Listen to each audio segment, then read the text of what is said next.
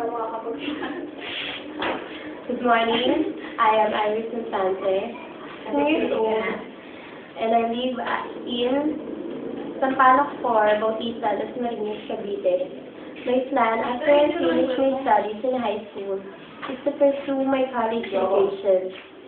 My course that I want to take is computer engineering because I want to be a call center agent and to develop my language skills and to have more friends and so earning more money.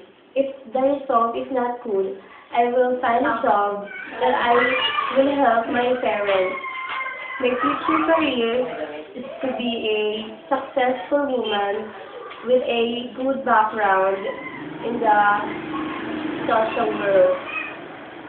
And I want to have a good family in the future. Thank you for the opportunity that I have taken this time to interview in your company. Thank you. Good morning.